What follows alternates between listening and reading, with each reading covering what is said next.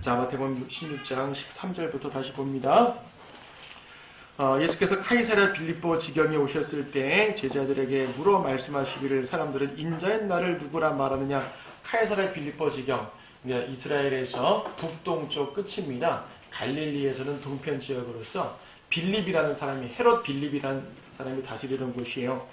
성경에 보면 카이사랴가 있고 빌립보가 따로 있고 카이사랴 빌립보가 따로 있어요. 그렇죠? 성경을 잘 모르는 분들은 지명을 보면 그 말이 그 말 같은데, 카이사랴는 이제 지중해 해안 지방에 있는 도시고 오늘날도 있는 도시예요. 그리고 빌립보는 저 그리스 지역에 있는 도시, 바울의 전도 여행 때 나오는 빌립보서에 있잖아요. 거고 카이사랴 빌립보는 이제 이스라엘 경내에서 가장 북쪽에 있는 부분입니다. 아마 투로아 시돈 지방 갔다가 아마 내려오는 과정일 수가 있어요. 지역적으로 그렇습니다.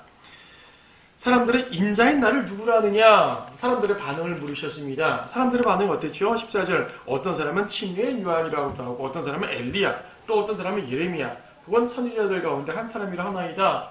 사람들의 반응은요, 그냥 어떤 위대한 선지자로만 보는 것이에요. 이적을 많이 행하시잖아요.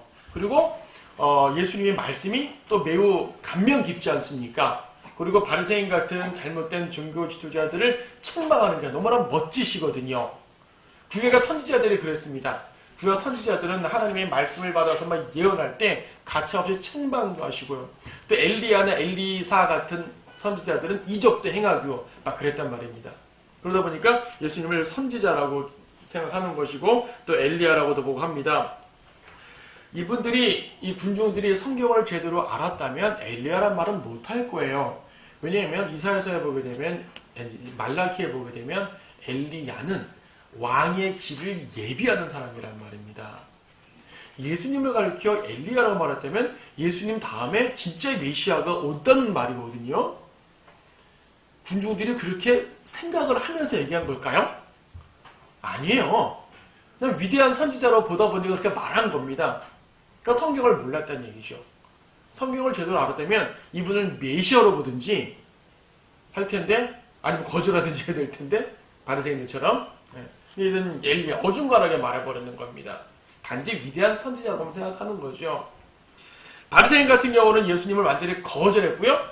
이 군중들은 거절은 안 하고 받아는 들이되 참된 메시아로 받아들이지 못했습니다. 물론 중간중간에 다윗의 아들이여 라고 외친다든지 이런 모습들을 통해서 예수님을 어느 정도 받아들일 준비가 된 것 같긴 했지만 여전히 이들은 제대로 알지 못하는 것이에요. 그냥 빵을 주니까 따라가는 정도? 몸이 치료받으니까 기뻐서 따라가는 정도? 이 정도였단 말입니다.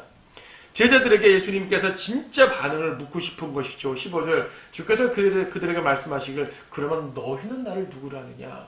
오케이, 군중들은 그렇다 치고 너희들은 좀 다르지 않겠어? 이겁니다. 제자들은 일반 군중들과 좀 분리된 개념이에요. 예수님께서 특별히 교육시킨 사람들이지 않습니까? 특별히 교육시킨 사람들인데 만약 제자들마저도 예수님은 위대한 선지자입니다, 이렇게 말해버렸다면 얼마나 실망하셨겠어요. 다행히 감사하게도 베드로가 말합니다. 주는 그리스도 곧 살아계신 하나님의 아들이십니다. 베드로는 항상 거침없죠. 베드로의 성격을 우리가 사복음서에서 쭉 보게 되면 상당히 거침없어요. 그냥 팍 나섭니다. 때로는 너무나 그냥 질리기만 하는 거예요. 나서기만 하다 보니까 실수도 합니다. 근데 이번에는 실수가 아니라 정확한 말을 했죠. 주는 그리스도 곧 살아가신 하나님의 아들이십니다. 자, 그리스도가 곧 하나님의 아들이란 말이래요. 이건 매우 중요한 것입니다. 예수님께서도 이 말씀을 인정해 주셨죠. 17절에도 바요나 시몬아 내가 복이 있도다. 이를 너에게 나타낸 것은 혈과 육이 아니라 하늘에 계신 나의 아버지시니라. 하나님께서 알려주셨다는 얘기입니다. 성령님께서 제대로 알려주셨다는 얘기예요. 혈육을 통해서 들은 것이 아니라는 얘기입니다. 사람들의 말을 통해 들은 것이 아니라 베드로, 하나님께서 내 안에 역사하셔서 제대로 깨닫게 해주셨구나라는 그런 말이죠. 정말 성령님에 의지하지 않고는 예수님을 주라고 부를 수가 없지 않습니까? 자, 정확하게 대답을 했습니다. 하나님의 아들 그리스도. 자, 그리스도라는 단어 뜻 자체가 하나님의 아들이라는 말이 아니에요. 그리스도라는 단어 뜻은 기름 부음 받은 자라는 말이에요. 신약의 그리스도, 헬라어로 크리스토스, 구약서 히브리어로 말하면 메시아. 메시아나 그리스도나 뭐 같은 말이죠. 히브리어는 메시아, 구약의 메시아, 신약에서는 그리스도, 똑같은 말입니다. 근데 그리스도라는 단어 뜻 자체는 기름 부음 받은 자라는 말이고, 구약에 보게 되면 왕, 선지자, 제사장 이런 분들이 기름 부음을 받았죠. 하나님의 사역을 위해서 별도로 떼어 놓은 사람들이 이제 기름 부음 받은 사람입니다. 하지만 여기서는 그리스도라는 단어 뜻을 말한 것이 아니라, 기름 부음 받은 자는 기름 부음 받은 자되 다윗이 기름 부음 받았다고 다윗을 기름 부음 받은 자 메시아라고 말하지 않잖아요. 그렇죠? 엘리사가 기름 부음 받았어요. 그래서 선지자가 됐어요. 하지만 그렇다고 엘리사에게 메시아, 그리스도라고 말하지 않잖아요. 아론이 기름 부음 받았습니다. 아론이 기름 부음 받았다고 그리스도라고 말하지 않잖아요. 그리스도라는 말의 단어 뜻이 기름 부음 받은 자란 말이지, 실제로 기름 부음 받은 자라는 분은 하나님의 아들 그리스도란 말입니다. 하나님의 아들 그분이 기름 부음 받은 자라고 불림 받는 것이고요. 그분이 메시아라고, 그분이 그리스도라고 불림 받는 것이에요. 그래서 이 그리스도란 말은요, 신약성경 내내 하나님의 아들로 인식이 됐습니다. 실제로 예수님을 대적했던 사람들, 예수님을 대적했다는 사람들마저도 그리스도라는 말은 하나님의 아들이라는 뜻이기 때문에 예수님을 가리켜 그리스도라고 말하는 것을 못 참았다는 것입니다. 여러분 어디요? 마가복음 14장 61절 말씀 보세요. 마가복음 14장은 이제 예수님께서 잡히셔서 대제사장에게 신문받는 장면입니다. 십자가 죽으시기 전날 밤 잡히셨죠? 잡히셔서 대제사장에게 신문받는데 그때 뭐라 그러냐면 마가복음 14장 61절에 주께서 잠잠하시고 아무 대꾸도 아니하시더라. 대제사장이 다시 주께 물어 말하기를 내가 복되신 분의 아들 그리스도냐? 라고 묻죠. 복되신 분 누구예요? 하나님이잖아요. 복되신 분 하나님은 말합니다. 말하자면 내가 하나님의 아들 그리스도냐? 라고 묻는 것이에요. 우리는 지금 예수님을 가리켜 그리스도란 말을 상당히 자연스럽게 합니다. 신약성경에서도 예수님을 가리켜 그리스도라고 부르죠. 우리가 예수 그리스도라고 불러도 되고 그냥 그리스도라고 불러도 관계없어요. 왜냐하면 그리스도는 그분밖에 없으니까. 간혹 적그리스도가 있지만 적그리스도는 가짜 그리스도니까 그거는 그리스도라고 말하는 것이 아니에요. 우리가 그냥 그리스도 하게 되면 당연히 예수님을 말하는 거지 다른 존재에게 그리스도라고 말하지 않습니다. 자, 예수님을 그리스도라고 우리는 너무나 자연스럽게 말하는데 예수님 사역 이 시점에서 예수님께 그리스도라고 말한다는 얘기는 하나님의 아들로 부른다는 말이기 때문에 유대인들에게는 신성모독적인 말이 될 수밖에 없습니다. 감히 예수님께, 인간인 예수에게 그리스도라는 말을 붙여요? 그건 하나님의 아들이라는 말인데? 근데 베드로가 그 말을 한 것이에요. 너무나 당연하게, 너무나 자연스럽게. 이들은 앞에서 마태복음 14장에 보게 되면 바다에서 말입니다. 바다에서 물 위를 걸어오신 예수님을 만나고, 그렇죠? 베드로가 물에 빠졌다 다시 구출받고, 이때 예수님이 배에 오르시니까 바다도 다 잔잔해지고 제자들이 뭐라 그러냐면 이분이 바로 하나님의 아들이구나라고 말했습니다. 하나님의 아들이란 말은 그리스도, 메시아. 다시 말해서 우리가 예수 그리스도를 오늘날은 그냥 예수님의 어떤 명칭으로 예수님의 이름으로만 불리지만은 우리가 예수님을 그리스도라고 부를 때는 그분의 하나님의 아들이심을 인정하는 말이에요. 예수님을 하나님의 아들로 인정하지 않고 구원받을 수 있을까요? 자, 교회 나와가지고 그냥 전도지 주면서 영접기도 따라하세요. 영접기도 아멘. 했다고 다 구원받은 걸까요? 그 사람이 하나님의 아들이라는 분명한 인식을 하지 않고는 구원받을 수가 없는 것입니다. 그래서 요한복음 20장에서 말씀하시잖아요. 지난번에 한번 봤나요? 요한복음 20장 맨 끝에 나왔죠. 20장 31절에서 다만 이것들을 기록한 것은 너희로 예수가 그리스도 곧 하나님의 아들이심을 믿게 하려는 것이요 또 믿음으로써 그의 이름을 통해 생명을 얻게 하려 함이라. 사도행전 8장 37절에서도 이디오피아 내시가 구원받을 때 빌립이 이디오피아 내시에게 복음 전했을 때 나는 예수가 하나님의 아들이심을 믿나이다 라는 고백을 통해 당신은 확실히 믿었군요. 칭찬을 줬습니다. 그렇죠. 요한 1서에서도 비슷한 말씀이 나옵니다. 예수님을 하나님의 아들로 믿는 것이 이것은 하나님의 아들이기 때문에 부활하신다는 말이기도 합니다. 여러분 복음 전할 때 예수님의 죽으심과 부활을 같이 전하죠. 죽으심과 부활을 같이 전하죠. 그렇죠? 부활을 쏙 빼놓게 되면 또 안 됩니다. 왜 안 되냐면은 부활할 수도 없는 하나님의 능력도 없는 자가 나를 위해 죽었다고 날 구원할 수가 있습니까? 나를 너무나 사랑하는 사람이 나를 위해 죽었다고 내가 구원받을 수 있습니까? 아니잖아요. 하나님의 아들이라는 말은 구원의 능력을 가진 분이란 말이에요. 창조자 하나님, 온 세상 역사를 주관하시는 분, 이 모든 것들을 압축하는 말입니다. 즉 하나님 자신이라는 말이에요. 하나님 자신. 자, 어쨌든 베드로는 올바른 말을 했습니다. 예수님께서 칭찬하시죠. 바요나 시모나. 바라는 말은 누구의 아들이란 말이잖아요. 바요나, 요나의 아들 그 말입니다. 여러분 요한복음 21장 15절에 보게 되면 분명히 나오잖아요. 요나의 아들 시모나, 내가 이 사람들보다 나를 더 사랑하느냐. 예수님께서 이제 부활하신 후 갈릴리에서 제자들을 만났을 때 이제 말하죠. 요나의 아들 시모나, 21장 15절. 요나의 아들 시모나, 내가 이 사람들보다 나를 더 사랑하느냐. 16절, 17절 모두 요나의 아들 시모나 라고 말합니다. 바요나니까 요나의 아들 맞죠? 그렇잖아요. 바라는 말이 누구의 아들이라는 뜻이라고 했습니다. 개역성경에 이 구절 어떻게 되어 있습니까? 개역성경에 요한의 아들 시모나라고 되어 있어요. 요한의 아들 시모나.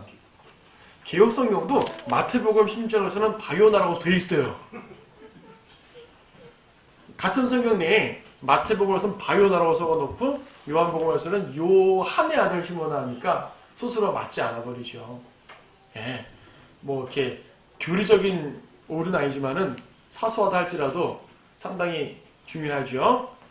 성경에 있는 용례까지도 바꿔버리는 그런 잘못된 변개입니다. 자, 어쨌든 예수님께서는 요나의 아들 시몬에게 큰 축복을 주셨습니다. 예. 혈과 육이 아니라 하늘에서 너희 아버지시니라. 성령님께서 역사하셨단 말이죠. 고린도전서 12장 3절에 보게 되면 성령에 의하지 않고는 아무도 예수님을 주라고 고백할 수가 없다고 말씀하죠. 고린도전서 12장 3절에서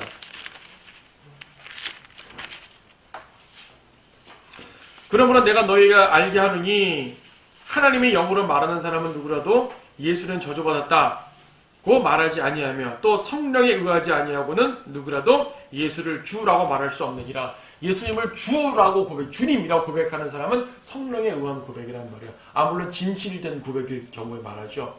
입으로만 하는 거 말고 주여 하는 거. 입으로만 주여 주여 하면은 오히려 마태복음 7장 가서 말씀하신 것처럼 나에게 주여 주여 하는 자마다 천국에 갈 수 없다고 책망하셨지 않습니까? 입으로만 주여 주여 하는 거 말고 진실된 고백 속에서 예수님을 주여라고 고백했을 때 우리가 진정으로 주님을 고백할 수 있다면 그것이 영적 기도든 어떠한 기도의 형식이든 어떤 내가 주님께 개인적으로 깊은 깨달음이든 다 사람마다 방법은 조금씩 다르지만 예수님을 진정 주라고 고백할 수만 있다면 그는 구원받은 거예요.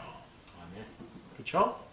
하나님의 아들로 고백하고 주로 고백하고 이 모든 것들은 나를 위해 죽었다 부활하신 그 예수님을 그분의 구속사역을 믿는 전제에서 말하는 겁니다.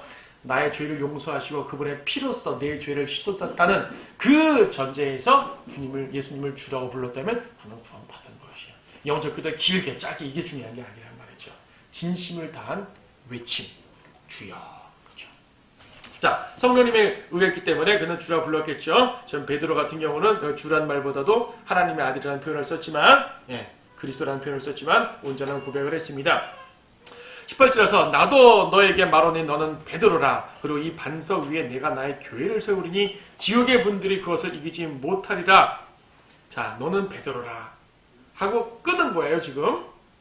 너는 베드로라. 그리고 이 반석 위에 나의 교회를 세우리니 언뜻 보게 되면 너는 베드로라. 그리고 이 반석 위에 나의 교회를 세우리니 라는 말 같아서 베드로라는 반석 위에 교회를 세우는 걸로 착각할 수가 있는데 아닌 게 아니라 카톨릭이 그렇게 착각을 하고 있는 거죠. 베드로에게 너는 베드로라 한 다음에 이 반석 위에 나의 교회를 세우리니 베드로라는 말 자체가 돌이라는 말이잖아요. 페트로스 헬라어로 돌이에요. 돌. 페트로스가 죄악돌이고 예수님은 반석은 페트라. 페트로스와 페트라, 작은 돌, 큰 돌. 이 작고 큰 게 중요한 게 아니에요. 사실은 언어적 개념을 잘못 적용해서 작고 큰 걸 따지는데 그 개념이 아니라 페트로스도 돌은 돌이잖아요. 반석도 돌은 돌이고 자, 그 개념을 말하는 것이 아니라 베드로는 그냥 너는 베드로라고 말한 거예요. 그리고 성경은 여러 곳에 걸쳐가지고 예수님 자신이 반석임을 강조해 놓으셨어요. 반석. 예수님이 반석이라니까요. 거기 몇 군데 나오죠. 특히 이것은 베드로인데 베드로가 지금 사람들이 이 말씀 보고 베드로 당신이 반석이군요. 당신이 교회를 세우는군요. 이 말을 제일 싫어하는 분이 베드로예요. 사실은. 그럴 거 아니겠어요? 베드로는 예수님의 아주 신실한 제자입니다. 근데 자기를 그냥 거의 예수님급으로 높이면 좋아하겠어요? 오히려 싫어하죠. 마리아는 예수님을 낳으신 아주 훌륭한 여인입니다. 복받은 여인이죠. 사람들이 마리아를 하나님 동급으로 섬기면 마리아가 기분 좋겠어요? 왜 나를 우상 취급해? 기분 나쁠 거 아니겠어요? 하늘에서 가장 불쾌하신 분이 마리아랑 베드로일 거야 아마. 네.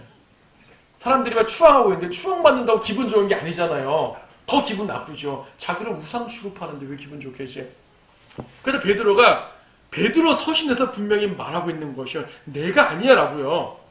베드로전서 2장 8절 말씀 보십시오.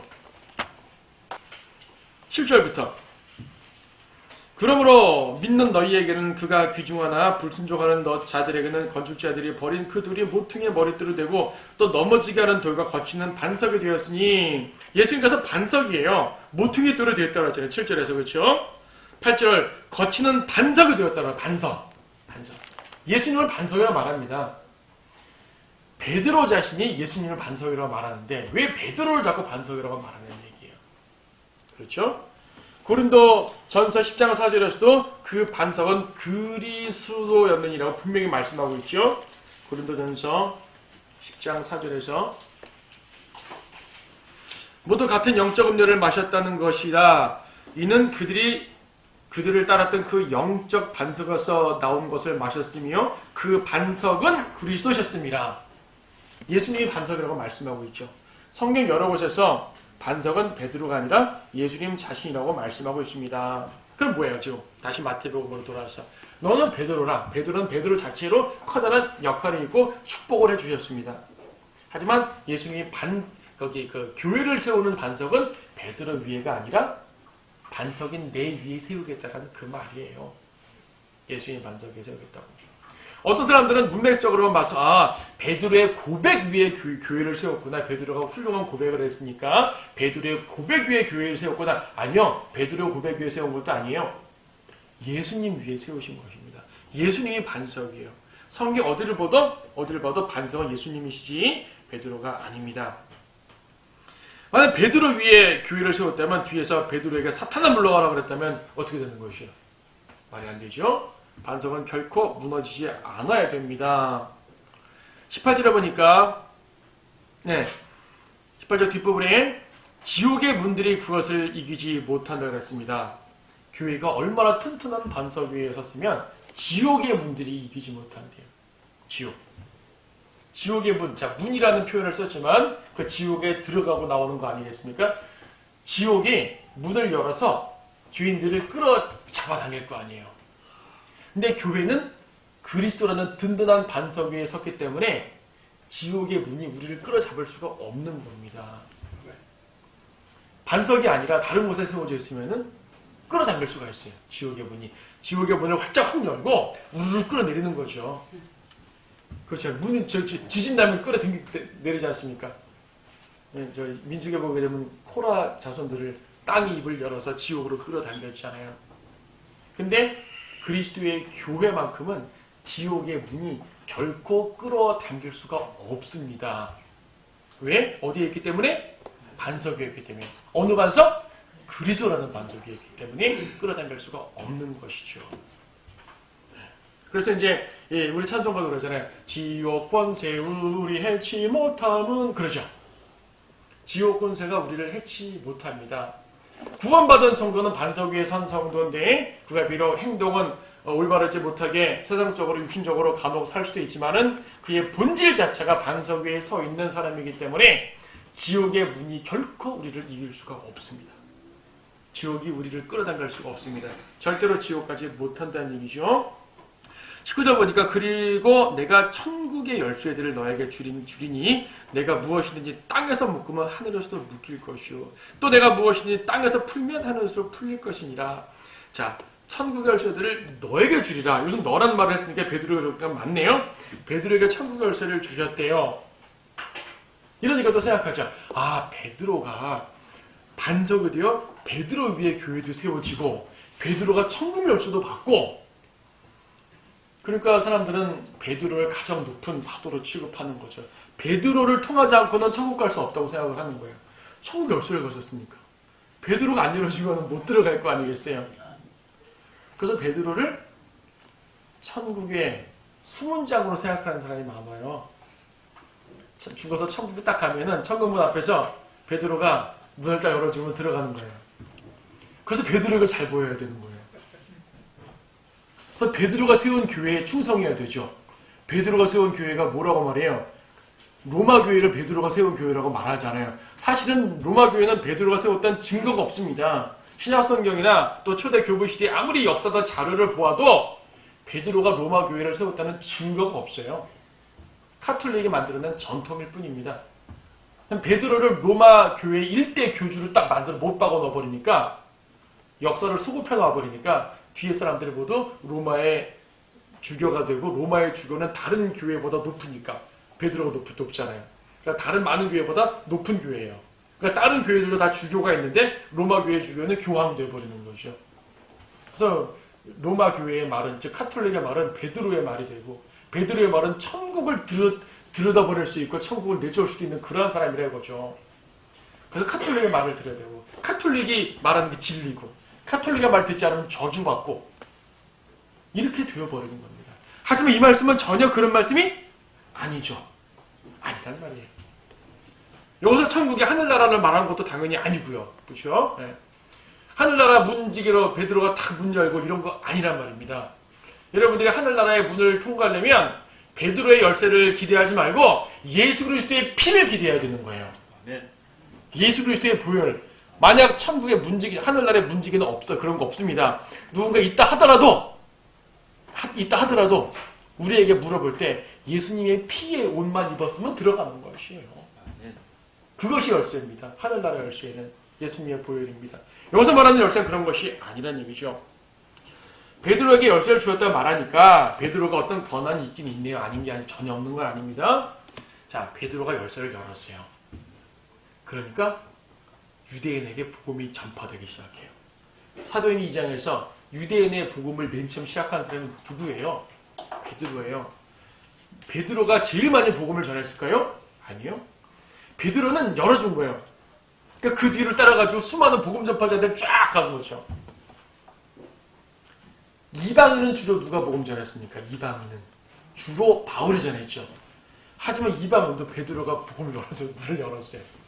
사도행전 10장에 보게 되면 코넬료, 이방인 백부장 코넬료에게 복음을 전했잖아요. 이방인의 문을 열었어요, 베드로가. 그러니까 실질적으로 이방인을 상대한 건 바울이 훨씬 많은데 바울도 베드로가 열었으니까 들어가는 것이에요. 자, 베드로는 그렇게 열쇠를 열쇠가 하나가 여러 개요. 열어놓고 갔다는 얘기입니다. 자, 그래서 이제 베드로가 이 초대 교회에서 한 역할을 감당한 것은 맞지만 그렇다고 베드로가 절대적인 신앙의 어떤 수호자라든지 이런 것이 아니란 말입니다. 그래서 땅에서 풀면 하늘에서 풀리고 땅에서 묶으면 하늘에서 묶인다는 말은 여기서는 베드로에게만 했지만 사실은 베드로에게 주신 특권이 아니에요. 뒤에 보겠습니다. 18장 가니까 베드로뿐 아니라 전체 12제자에게 똑같은 말씀을 하셔요. 그죠? 바울 서신에 가니까 모든 성도들에게 이런 권한을 주시고 있습니다. 그건 베드로에게 특별히 주시는 말이 아니라 예수님의 특별하신 이 교회를 통해 주시는 그러한 역할이 점점 확대되는 걸 보여주는 모습일 뿐이지 베드로 자체에게 초점 맞추면 안 되는 것입니다. 지금 핵심은 교회입니다. 교회. 지금 교회라는 말을 썼지만은 베드로가 교회라는 말을 처음 계시를 받았지만 사실은 아직 교회는 세워지지 않았어요. 교회는 사도행전 가서 세워집니다. 예수님이 죽으셔야 세워집니다. 아직 죽지 않았어요. 예언만 해주신 것이에요. 예고만 해주신 것이에요. 자, 넘어갑니다. 21절. 그때로부터 예수께서 자기가 예루살렘에 가야 될 것과 장로들과 선임 제사장들과 서기관들로부터 많은 고난을 받아야 될 것과 죽임을 당할 것과 셋째 날에 다시 일으켜 주실 것을 제자들에게 알려주기 시작하시더라. 이때부터 본격적으로 알려주는 거죠. 예수님의 사역이 후기로 접어들었다 말씀드렸습니다. 후기 갈릴리 사역으로 들어왔어요. 전기 갈릴리 사역에서 후기 갈릴리 사역으로 좀 약간 바뀌었어요. 전환이 됐습니다. 전기 갈릴리 사역에서도 자신의 죽으심에 대해서 예표적으로는 언급이 있었지만 직접적으로 내가 죽을 거야, 묻힐 거야, 부활할 거야 라고 직접 말하는 것은 이제 이때부터 본격적으로 말하는 거죠. 자, 고난받을 것과 죽임을 당할 것과, 그렇죠, 다시 일으켜주시는 것, 죽음과 부활에 대해서 강조합니다. 이것은 그대로 바울서신에서 복음의 핵심이 됩니다. 예수님의 죽으심과 부활이 전제되지 않고는 아무도 신약적인 구원을 받을 수가 없죠. 그때 베드로가 주를 붙들고 말리기 시작하면서 말하기를 주여 그럴 수 없나이다. 이런 일이 결코 주께 있어서는 아니되옵니다.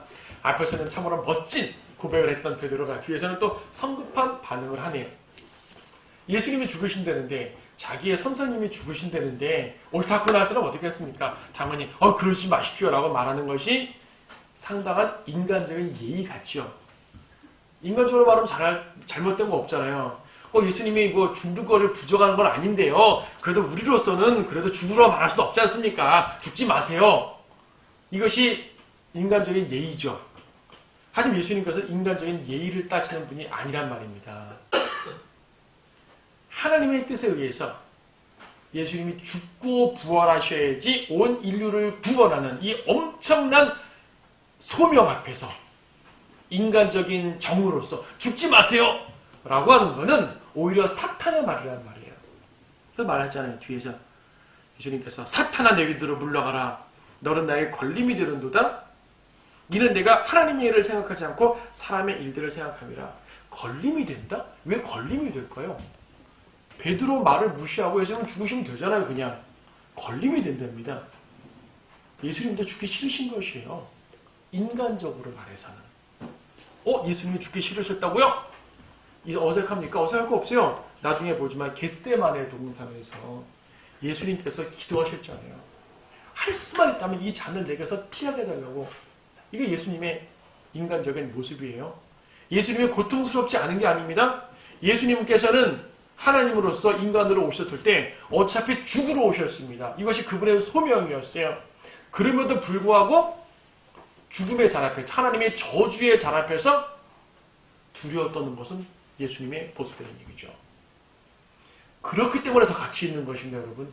예수님도 우리랑 똑같이 두렵단 말이야? 예수님께서 아픔도 두려움도 느끼지 못하는 온전한 신이기만 하다면 우리를 구원하지 못하시는 것이에요. 예수님께서 인간으로 오시지 않고 저 하늘에서 인간들아 구원받으라 하시지 않는다는 얘기입니다. 예수님은 인간으로 오셔서 인간과 똑같은 고통을 겪으시고 희로애락을 겪으시고 그러한 것들을 이김으로써 우리 인간들에게 죽음을 이기신 그리스도의 모습을 보여주셨거든요. 그러므로 예수님께서 인간적인 육신적인 고통을 느끼지 않았다라고 말하면 이단이 되는 거예요. 예수님 육신적 고통을 느끼셨습니다. 힘들어 하셨어요. 배도 고프셨고요. 아프기도 하셨습니다. 아프지 않았으면 아무리 채찍 때려도 나 안 아파? 그런 거 아니잖아요. 고통을 느꼈기 때문에 우리를 구원하신 거란 말입니다. 자, 그래서 예수님이 베드로의 말 따라서 흔들리면 안 되잖아요. 나에 걸리면 된다. 그런 말 하지 말라. 혈육의 정으로, 인간적인 정으로, 사제의 정으로 나에게 말하면 그건 하나님의 일을 막는 거다. 사탄의 거예요. 그렇죠? 여러분, 이렇게 친하신 분들, 형제자매들, 가족 간의 관계 속에서 얼마나 서로 사랑하고 가족이 서로 사랑합니까? 근데 혈육 간의 정으로 하나님의 일을 막으면 그건 사탄의 일이라는 말이에요. 그래서 조심해야 되는 것입니다.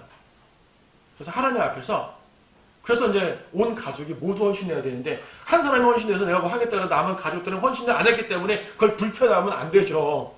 그럼 나머지 가족들은 사탄에게 쓰임 받게 되는 거란 말입니다. 그래서 온 가족이 헌신해야 됩니다. 사실은. 근데 현실적으로 그렇지 않은 경우가 꽤 많잖아요.